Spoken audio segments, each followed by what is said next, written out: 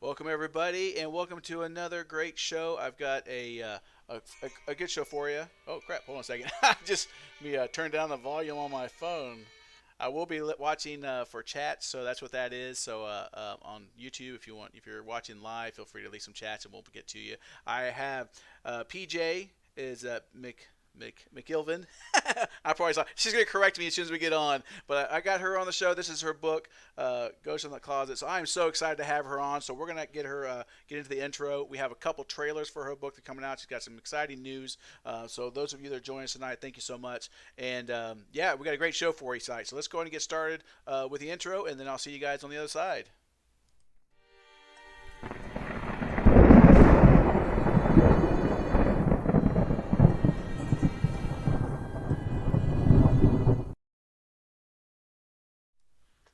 All right, welcome back. We've got PJ on the line. We can see both of us now. So, how are you doing?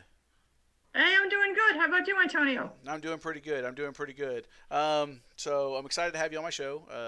It's Thank you for having me. It's a pleasure.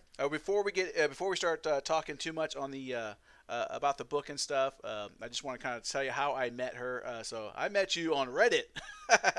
So Ooh. I like to go to Reddit and I like to read short stories and stuff on there. And I came across a short story on there, and it was really good. So I was like, oh my god, you really need to rewriting this and publishing some of this work. And she comes back, she's like, yeah, actually, I am a published author. I'm like, what? So she sent me her information, and I went to her website. It was like, oh my gosh, it's everything. We're going to talk about all the cool stuff. So if you hadn't had a chance before we got started the show to actually go to her website and take a look at all of her accomplishments, I mean, she's a author, a screenwriter, journalist.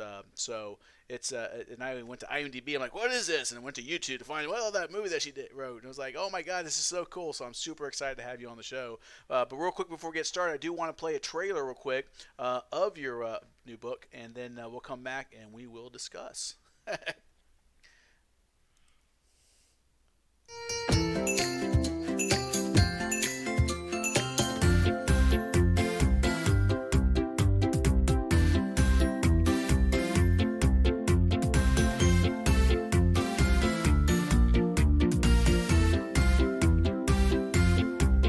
Happy birthday to you.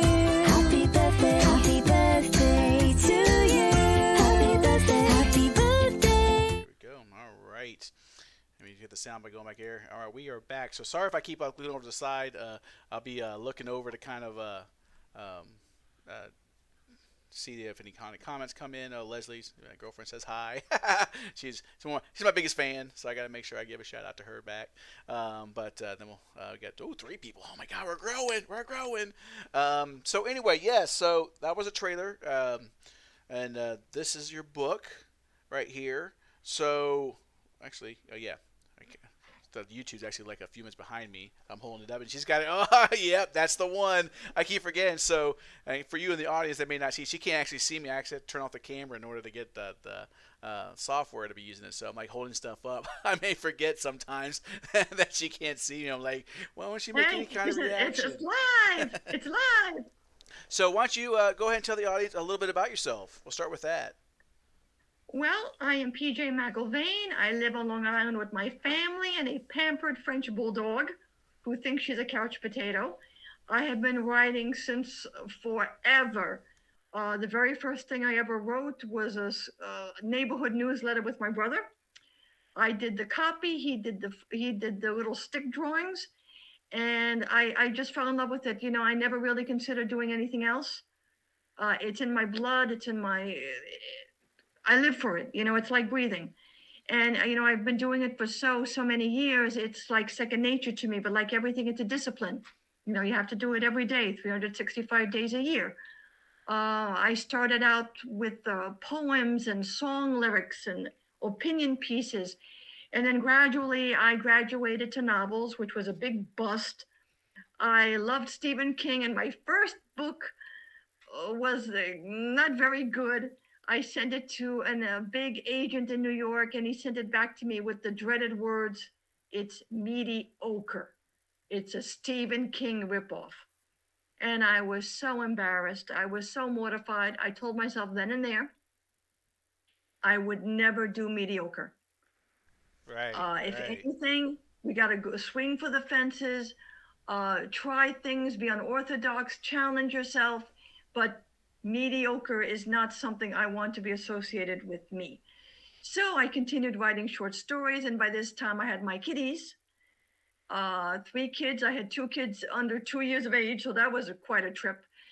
And eventually, I wrote more books, didn't get anywhere, and then I fell in love with screenwriting. Basically, I had an idea for a script for a book. And I'm like, oh no, not another 2 years writing a book. And I kind of said to myself, well, why don't I do it as a screenplay? So I did.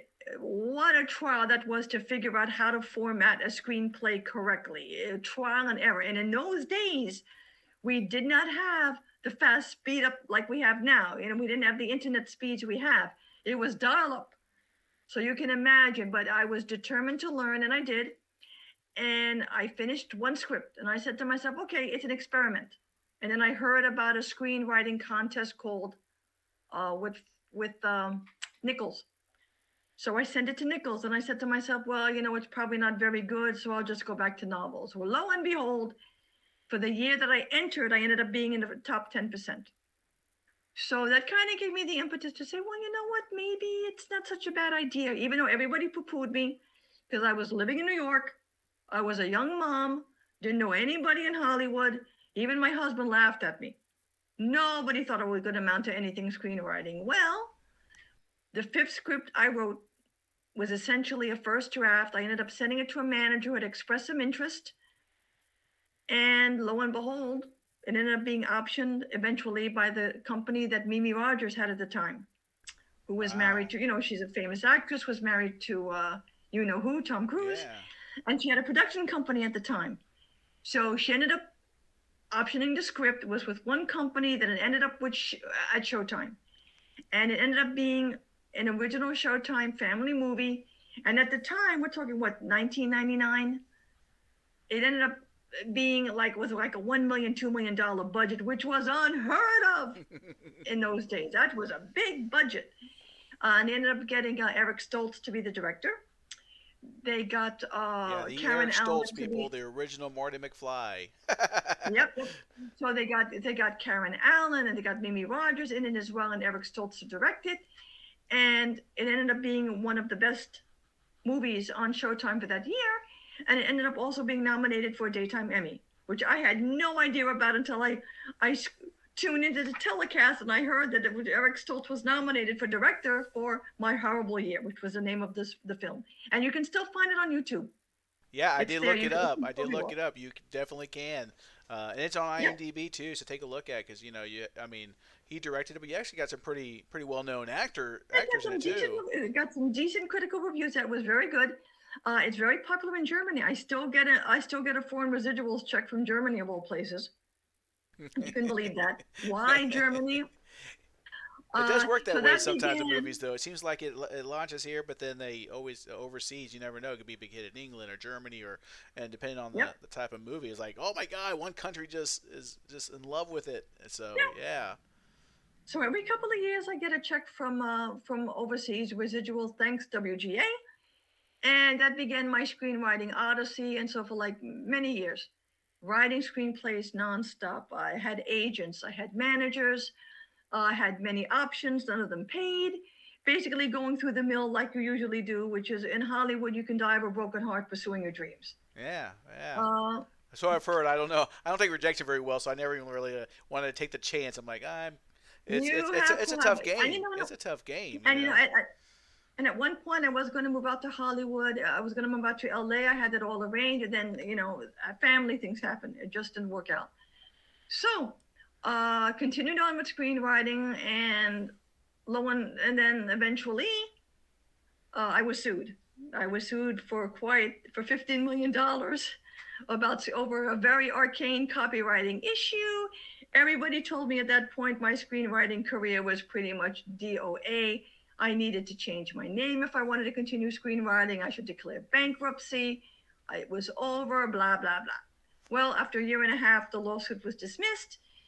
It was a very tough time for me. I bet. I wouldn't wish it on anybody, quite honestly. But my screenwriting, I was still writing scripts. But at that point, I was like in the back of my mind, you know what? I knew at some point in my life I was going to go back to novels because that is my first love. And then my mom fell ill. She had Alzheimer's, and I was her primary caregiver until she died. That's a rough So one. that was a 4 or 5 year struggle, and I was still writing, still keeping up, still trying to make headway. But then when she died, it kind of clicked in my head like, Pat, PJ, if you're going to write books and be serious about it, this is the time. Because all the time I had spent taking care of my mom and my grandkids, the kids, and working full time. All throughout this, while being her caregiver, having the hospital bed in the upstairs bedroom, I did all that. I'm like, you know what?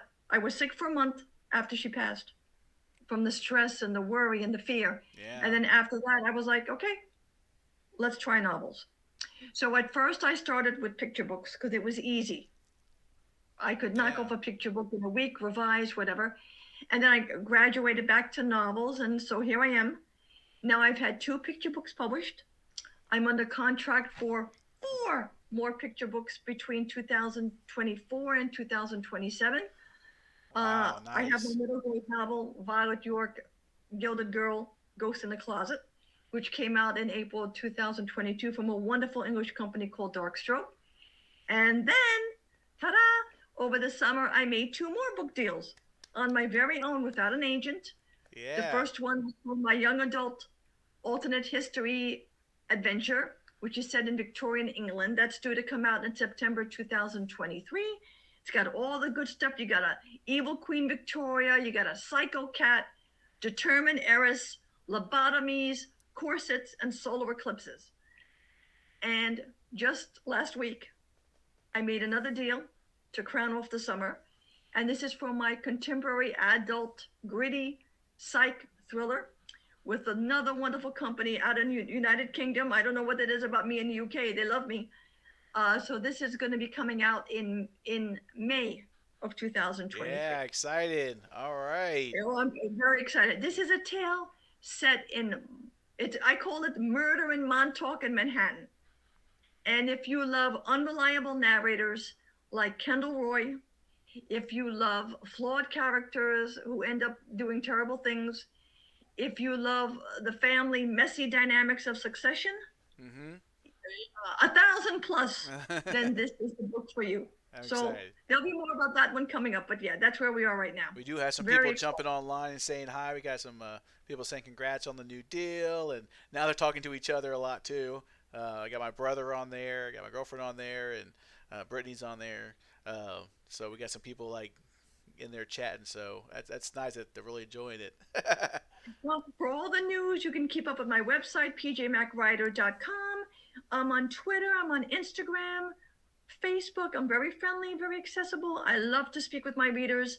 And for right now with Violet York, everybody seems to be digging it. Readers of all ages. I've had people tell me, PJ, if we had this book when I was a kid, I probably would have done better in history. Right. They love, they love the supernatural mashup of history and ghosts. Yeah, This is a ghost story. I forgot what I was about to say. I was going to say something. We were talking about. So I have all the links in the description below. So, definitely take a look at that. It has her website and her Twitter, pretty much everything I could find on there.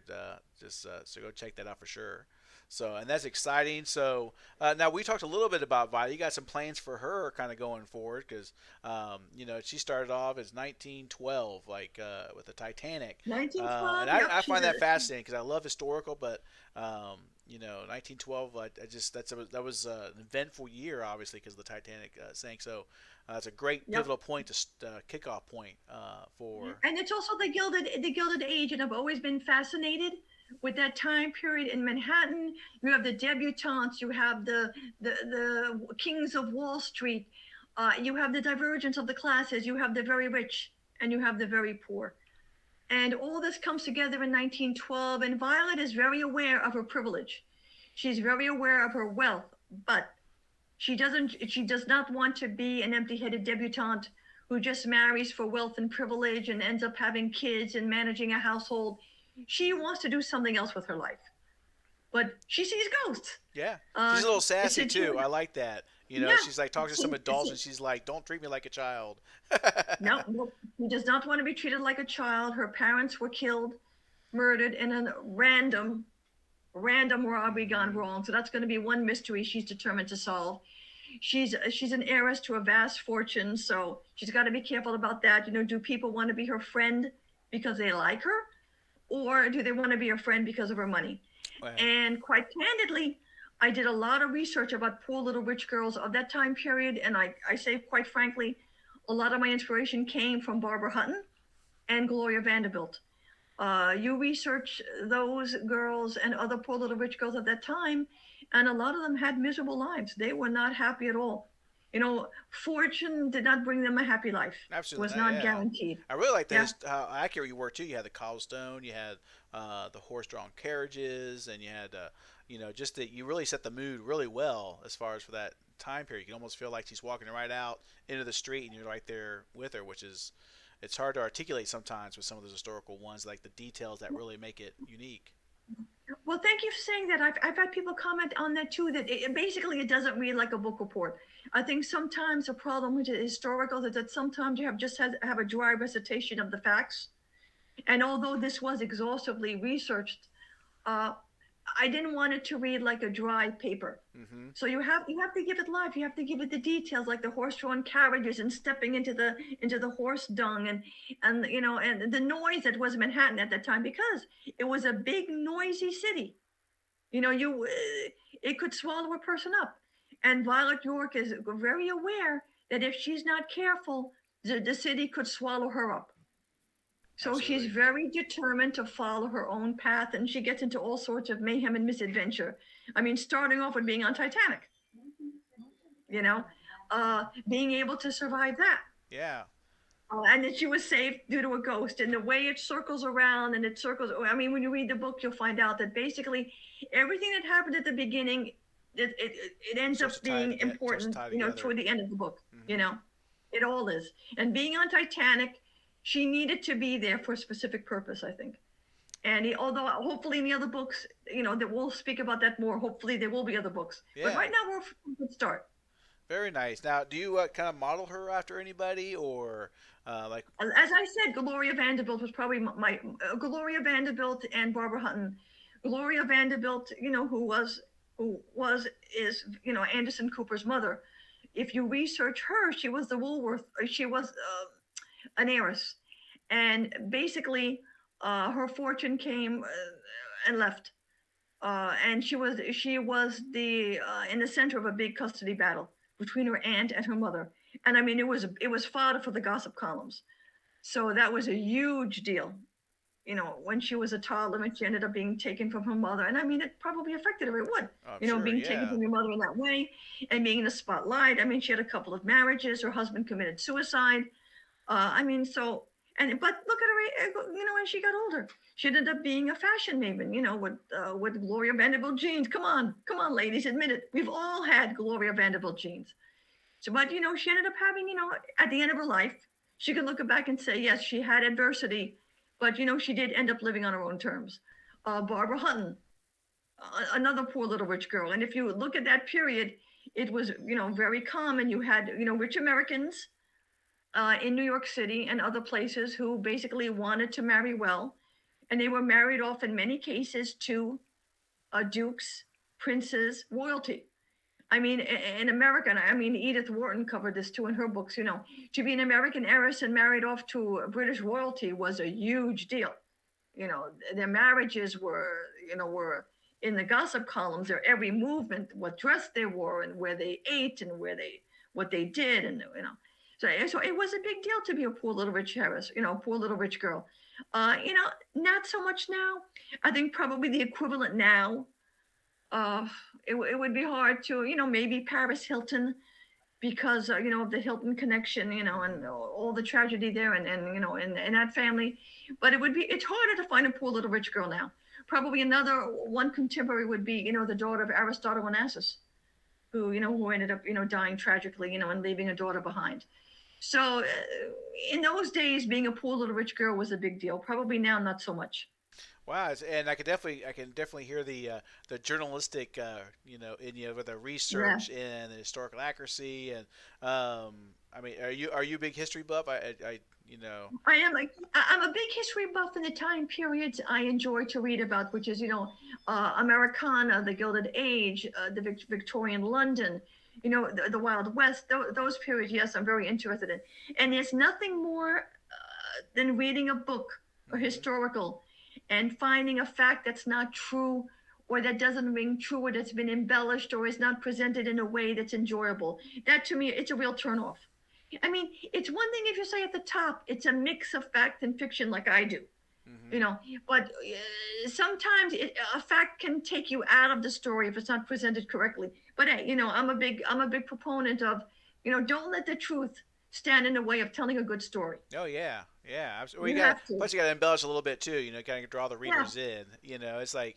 It's like you want to make them feel like they were there. And there was so much more than just facts when it comes to Well, of period course, pieces. You know. it would have been very easy. I could have just had Vard come over on a boat. hmm But coming over on Titanic, Yeah. that's an element of suspense and intrigue and mystery. So that's what you have to have in a book. You got to have those elements. Otherwise, who wants to read it? You want to be entertained.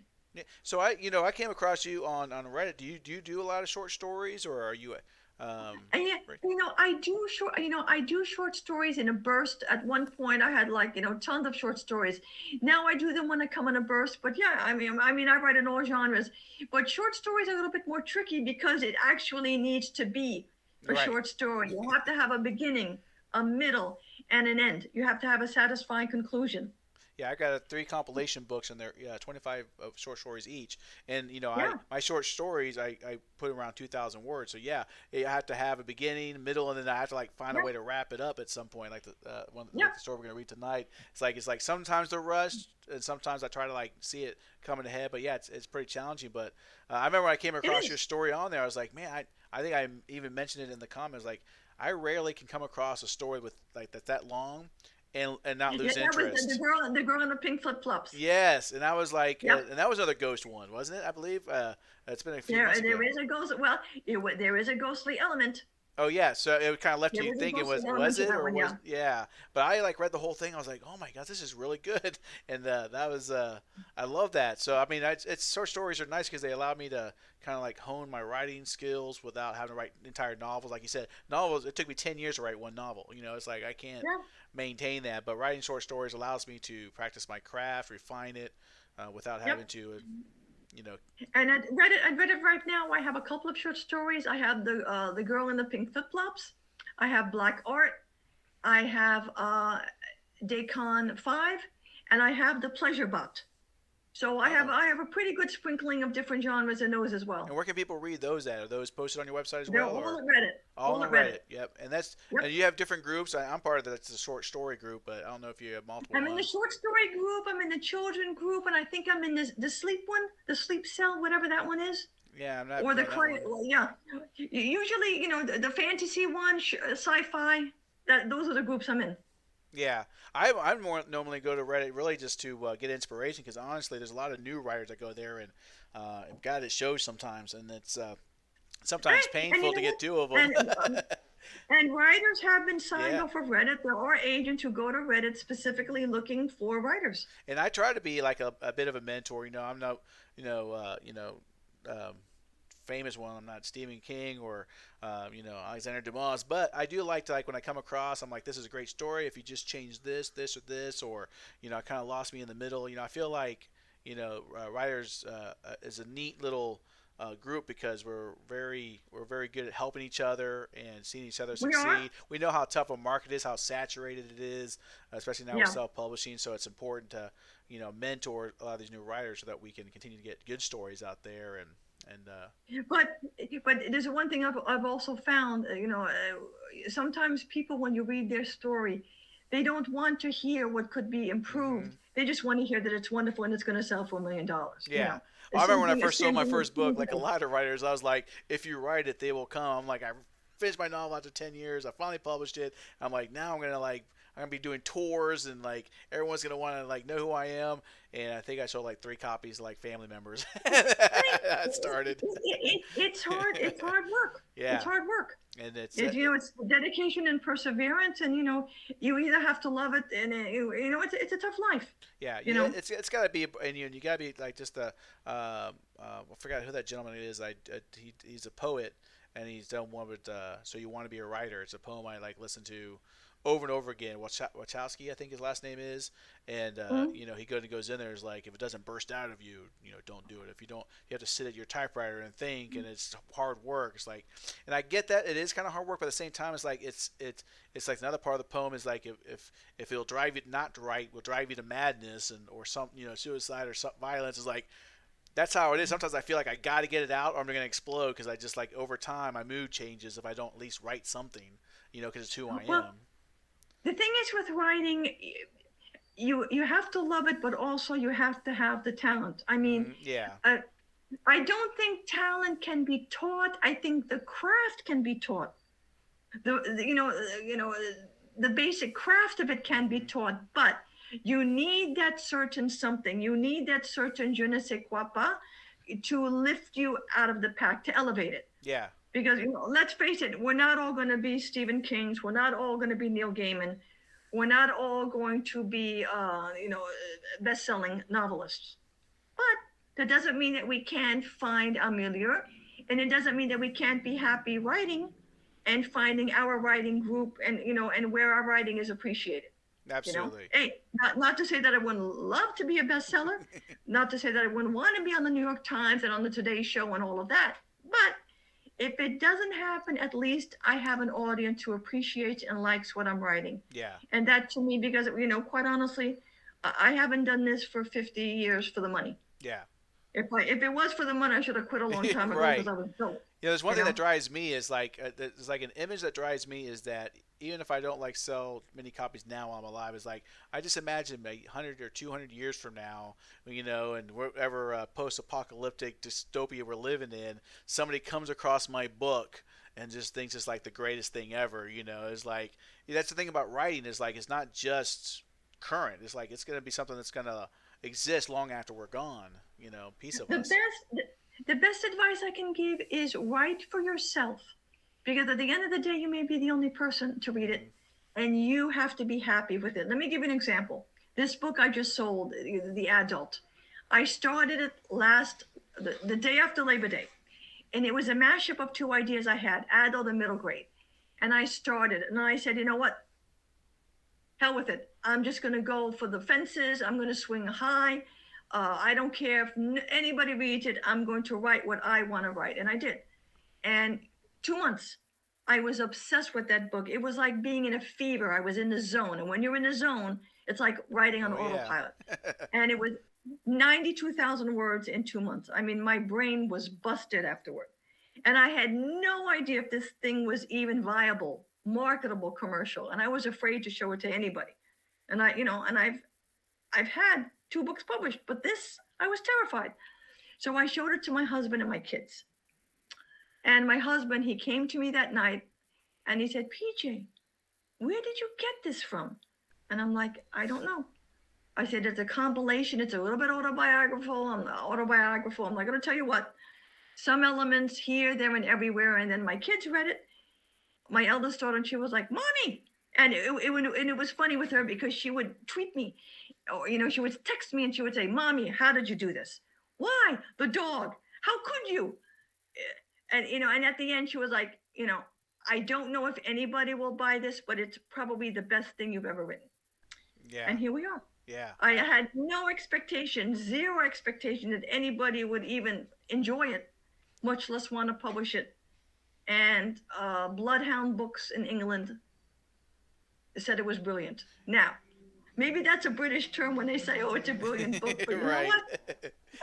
They do say that word about, but you know what? It's still a good word. I tell you what drives me when it comes to like surrounding yourself. She said the editor-publisher said it was brilliant. Yeah. Thank you very much. I'll take brilliant for right now. I will take brilliant. Absolutely. It's better than bloody hell. That's terrible, but brilliant, much better. I'll take it. I'll take it. God save the Queen. Let's have a moment of respect for Queen Elizabeth. But it's the end of an era. But yes, I'll take it. But I remember one of the stories. We get so few crumbs of appreciation, and you know, it's like you're sometimes for being a writer, you're in a Sahara desert without water, Yep. and you could die of thirst. You could die for somebody to give a good word, say something good about your writing, and then when they do, you like, you know, you just lap it up. Yeah, like one person comes up, and I remember I just gave my girlfriend's son like a copy of my book. He's like, "This is my greatest," like my little novella I just wrote. He's like, "This is my favorite book ever. I'm gonna love this thing," and it really just because he knows me, and I wrote a little, you know, to, you know, to him, and thank you for this. And he's like, "Oh my God, this is great." I remember what kind of got me on writing. I did security when I was like 19 in the middle, and I worked third shift. And one of the security guards was a writer, and he had written. He had published this sci-fi book, and he'd written some dialogue and a book for a video game called Wing Commander. And he signed that, you know, when I was 19. And I tell you, I wrote back to him probably about 10, 12 years later. Like, I don't know if you remember me, but you know, just getting that signed copy from you and knowing you in person, it really stoked that fire in me to get into writing. That's one of the reasons I even got into writing, was that. And I tell you, many people, I think everybody has a book in them, but yeah, everybody wants to be a writer. I remember once at the house, I had a repairman come for the plumbing or whatever, the boiler. And when I said I was a screenwriter, "Oh, I'm a screenwriter too. I've written a screenplay. Arnold will be perfect for it," you know? Yeah. You should definitely check out that poem by Wachowski. Remember his first name called "So You Want to Be a Writer." It's very, very, very motivational. But we're going to go and take this opportunity we're going to take a quick commercial break. We're going to show another trailer for your book, Violet, The Ghost in the Closet. And then when we come back, you're going to help me read one of my stories. So this is going to be fun. So let me go ahead. We're going to kick over the trailer now, and then when we come back, we're going to get into my short story, Frost. Get ready. All right, I'm going to click over the trailer here and trailer.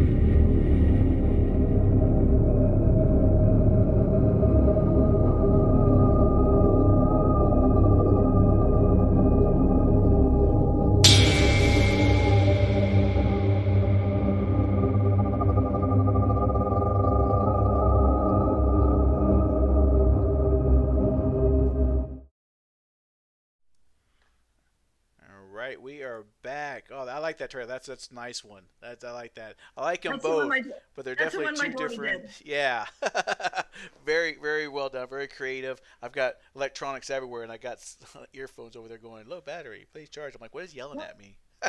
And it's doing well on Amazon. It's been a bestseller a couple of times, so it's available at Amazon, Barnes and Noble, and other retailers. Very nice. And like I said, I do have the links below, so make sure you go check those out. So you're ready to help me read this story? I'm ready if you are. All right. So when I sent this to her, I realized that she mentioned that it was mostly narration and not much dialogue. So I'm like, so she had a recommendation to maybe like take turns reading, which I think is a good idea. So I'm going to call it a narrate off. So what we're going to do is just kind of take turns reading. This is my short story, Frost. I try to remember like little things about the story that kind of some of this. And one thing about this one in particular, the picture that I used for the actual short story is actually where I used to work. It was like cold out, and I was able to go out and get some pictures of the trees and actually kind of use that as my cover. Since I make all my own covers for all my short stories, sometimes it's hard to find some of these pictures and royalty-free, pictures and backgrounds and videos and stuff. And luckily, I subscribe to a couple different places that lets me download like unlimited royalty free. But yeah, that's a little thing about that. And I was like looking through it, glancing, I was like, oh crap, this takes place in Dayton. That's where I'm from. I live in the Dayton area, Ohio. And I was like, my husband used to live in Ohio. Who? My husband used to live in Ohio. Oh really? Do you know remember what part? Yeah, Circleville. Oh, Circleville. Yep. That's probably about an hour and a half away, I think. North. I think it's a little north east of Columbus, but They yeah. are known for the pumpkin festival. Oh, have you made it out there yourself or? Oh yeah, when my in-laws lived there, we used to go there many times. Yep, for the pumpkin festival. Yeah, Ohio is it's a very very midwestern place for sure. Yep. But I realized that when I was like writing some of these, I was like, I don't know why I chose I usually don't choose like where I live and stuff, but this one I guess I did. I guess I was envisioning something in the area that got me thinking about this. So you want to go ahead and begin with the first I page? will begin. All Okay. right. This story is entitled Frost. Okay, here we go. Joe wasn't too surprised when he got a small flurry of snow followed by some freezing rain in early November. After all, he lived in Ohio. I wouldn't be surprised if it was 80 degrees one day, then 20 degrees with freezing rain the next. Over the winter months, he was disappointed that instead of getting snow, they got a freeze that had come in November and remained throughout the rest of the year and into the following year. The news continued their stories of how the entire Midwest was having the same weather and blamed it on global warming. Hurricanes that had come and gone, changes to the rotation of the earth, and anything else they could find a scientist or conspiracy theorist to corroborate. Concern didn't begin until the freeze remained through spring and into summer. By June, people started to panic and stock up on all the supplies they could. When the freezing rain and subsequent freeze began to spread to the southern and western states, the news and government switched from casual speculation to real concern if the cause of the expanding freeze wasn't determined and stopped. Joe lived alone in his apartment in a rural suburb of Dayton. He didn't give in to the panic of stocking up, but had plenty of food to last him for months if he had to. As long as I have hot water, I'm good, he thought, looking out his back balcony window. He had seen enough apocalypse movies to know that there was no need to overly concern yourself until you began losing electric, water, and sanitation. So far, the weather had slowed some services down, but he had not lost power or water. Then the day came when he started to feel the panic set in.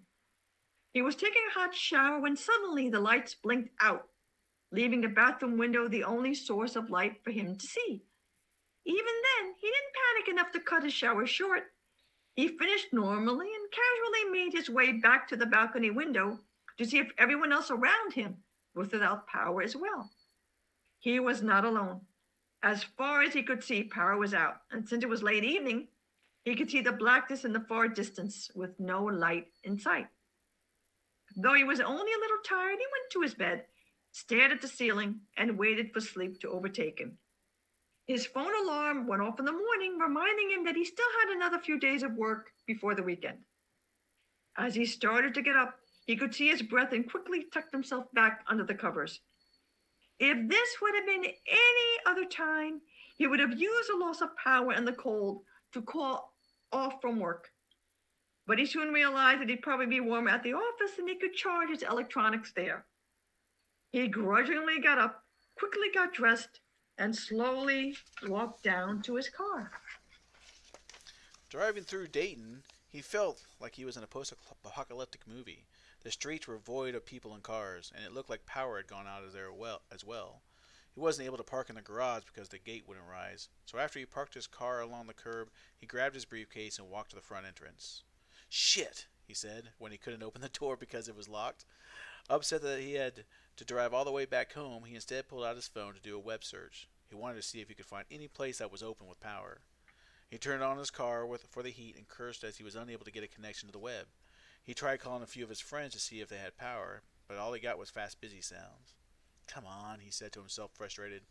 As he drove home, he wondered why he hadn't seen the panic that he had expected when the power went out, and then he noticed it. He slammed on the brakes and stopped in the middle of the street.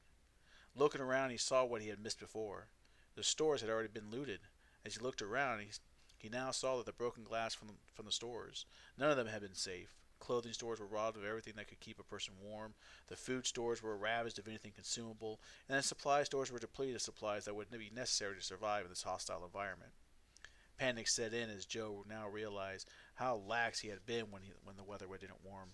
He now started to do the math on how much gas he had and where he should go. He drove back to his apartment and began gathering all the supplies he could. He packed up whatever boxes he had so he could load. I want to make sure I'm muted. I just realized I've been muted. Sometimes when you read, I'm like, am I even just mouthing stuff? I would assume you probably would have like stopped me if I you didn't hear anything for like 3 minutes, but I was like just kind of like jumped in when I just thought about him panicking. I started panicking. All right, so he drove back to his apartment, began gathering the supplies he could. He packed up whatever boxes he had so he could load them into his car for his trip south. He only hoped he had enough gas to get him to an open gas station. When he got to his car carrying his third box, he almost fell over when he saw that someone had taken everything he had loaded up before. He quickly scanned the area, looking for who the thieves could have been, but seeing none, put his box in the trunk. He cursed himself as he closed and locked it. He should have known there would be other desperate people out there that would try to take advantage of him. You should know that. In his apartment, he ran out of boxes and began putting anything he could use into trash bags. Yeah.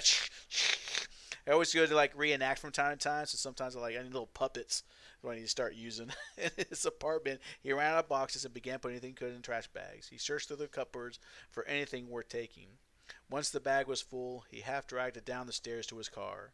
When he stepped around the corner to where the parking lot became visible, he saw 3 men waiting for him at his car. Not wanting to take on 3 men in the cold, he dropped his bag and ran back up the stairs. The men, seeing him, gave chase. One man stopped to grab the bag of supplies and take them away, while the other two chased Joe up the stairs to his apartment, where they were able to catch up to him before he could close the door. He tried to fight them off, but they were too much for him. He curled up into the fetal position as they kicked him over and over. Relief only came when one of the kicks caught him in the temple and knocked him unconscious. The men tore apart his apartment, picking away everything that could be used. They ran in and out with blankets, food, and whatever supplies Joe had left. Close to an hour later, Joe groaned as he regained consciousness. He flinched as he remembered what had happened and anticipated another kick. When none came, he slowly opened his eyes and looked around at what was left of his apartment. As he lifted himself off the floor, he could see that all he had left was the clothes on his back. He limped as fast as he could out his apartment door, down the stairs, and took some solace in seeing his car was still there. I've got to drive south, he thought, planning how he was going to survive. His hope of making it vanished when he noticed that his gas cap was laying on the ground, and there was some spillage on the ground. The men had also taken the gas from his car. He looked around the parking lot and saw that all the cars that were there had their gas caps ripped off, and he was sure they were all drained as well. Feeling defeated, he slowly walked back up to his apartment. He closed the door more out of habit than protection. Another groan escaped him when he walked into his bedroom and saw that all his blankets and sheets were gone. He began to shiver as his adrenaline wore off and the cold once again seeped in. He knew there was nothing left in the apartment to use. He also knew that he wouldn't survive long without water, food, and blankets. The door squeaked as he opened it to peer outside. Seeing it void of movement, he slowly stepped outside and walked to the closest apartment. The door was already broken from being kicked, but he needed to be sure. That apartment too was picked clean, and there was nothing left. Desperate, he continued to search each apartment, but found each in the same condition. Where are all the people, he asked himself. He got his answer when he entered the 5th apartment. The apartment itself was like all the others he had been in, except when he walked into the living room, he found an entire family laying dead on the floor. They looked like they had been beaten to death like he was, except somehow he had survived. Nice. Just so you know, I was reenacting most of that. So as you were reading, I was doing little finger things as I walked across and doing some of my best acting I can muster. So feel free to, elaborate as I read. All right, here we go. He continued to search as long as he could, but found nothing of use. Not knowing what to do next and exhausted, he limped his way back to his own apartment. Yep, climbed a closet and curled up. He hoped the small space would be enough warmth to his body heat. It did for a bit. I'm so distracted watching you, I can't read. I'm like, she's really good. He sat there trying to think of a way to get out of there alive. Those people had to have come from somewhere. But they didn't seem to be the accepting type. If those people are surviving, there must be more, he thought. Maybe if I walked around enough, someone would see and take pity on me. After a short rest, he forced himself to stand up and leave his apartment. His body ached from the cold and beating with each step he took. What I wouldn't give for even just a towel right now, he thought, limping through the parking lot. He knew he only had a few hours before the sun would start going down, and he also knew he would not survive the night. He looked for the footprints for the men that had attacked him and followed them. He hoped he would see other footprints he could follow, but until he did, he would take what he could get. Seeing the tire tracks and the footprints stopped at felt like a final nail in his coffin. He dropped to his knees and began to cry, his tears freezing as they rolled down his cheek. Shaking uncontrollably, he rolled onto his side and slowly drifted off to sleep. Where did all the people go? Where is everybody? Was the last question he thought as he slipped away to his eternal slumber. What he could have probably guessed, most people braved the frost like he did, but the few that felt the frost was more than just a long winter began to take time off work, even quitting to visit relatives further down south. Those that stayed eventually lost power as Joe did, and those that didn't die from the cold or starvation died at the hands of their desperate neighbors. The violence followed the power outages like a plague. The marauders that preyed on the weak thought the secret to survival was to act fast and stock up on enough to survive the frost. While the frost was slow, the violence was quick, taking over cities and towns in days, leaving thousands of dead or dying. Unfortunately, a happy ending was not meant for anyone. What? Twist. The frost continued to spread west as well as south, slowly cover the entire northern hemisphere, and eventually the entire world. The same pattern followed the spread of the frost. Many people continued to flee until there was nowhere else to go. Some stayed and attempted to outlast the frost with the meager supplies they'd stock up on once manufacturing of those supplies ended, and the marauders continued to prey on the victims, lasting the longest, but in the end ran out of supplies as well.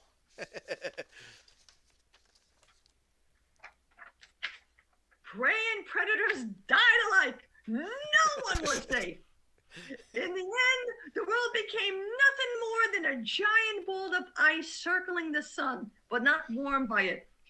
The people frozen where they had died, and where they would remain until the universe itself ended.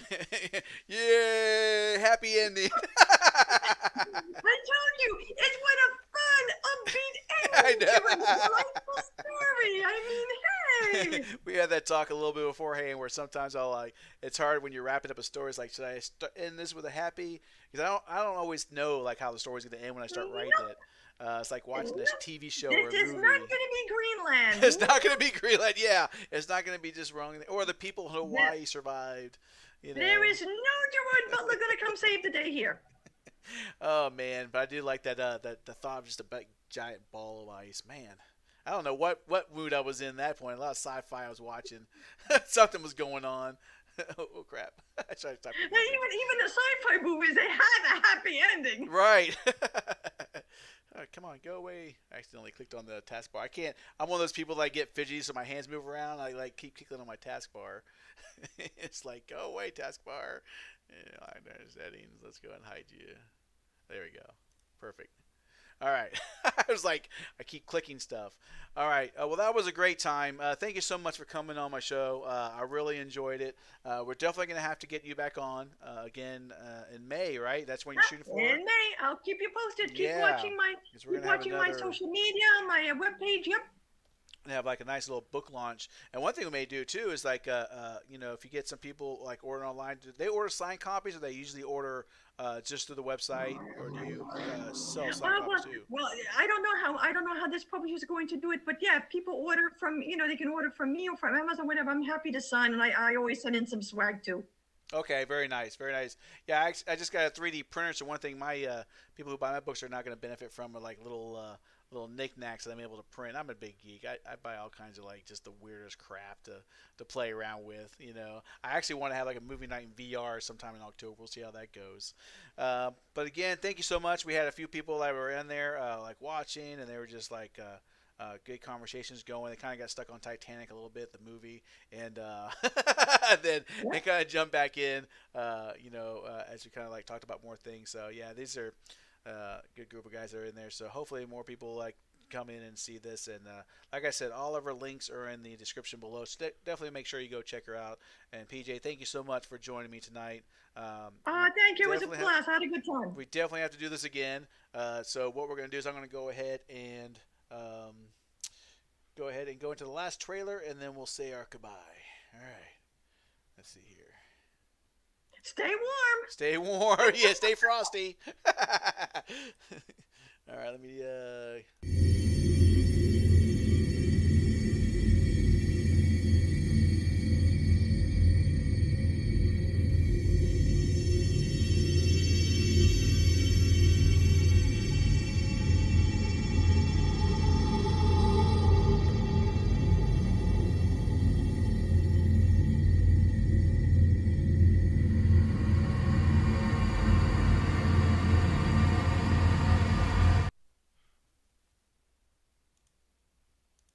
Yeah, it's like a little weird because I have to like mute the speaker so I can't hear her whenever we go to commercial or something. So it's like I want to say goodbye properly. I don't want to like, and we're gonna go to commercial, and then I can only have one way conversation goodbye to her. I'm too much of a sentimental person. So again, last time I promise. Now it's just gonna get awkward if I just keep saying goodbye. But thank you so much for coming on.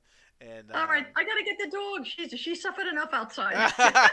And on that, ladies and gentlemen, we shall end it. All right, thank you so much, PJ, and you have a good night. Oh, you too. Bye bye. Right, bye.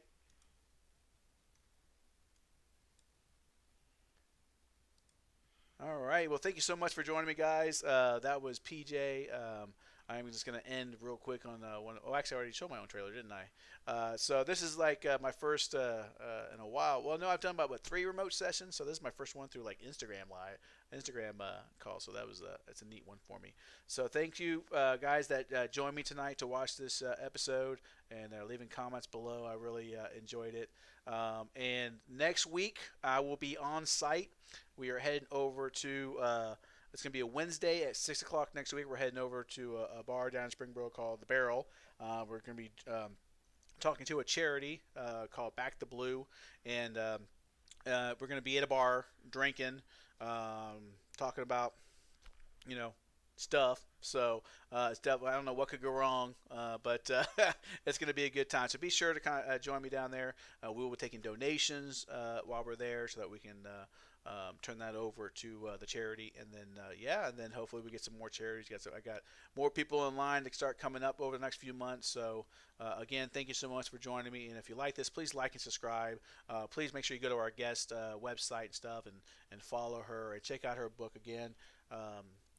Right here, there we go. Violet York, Ghost in the Closet.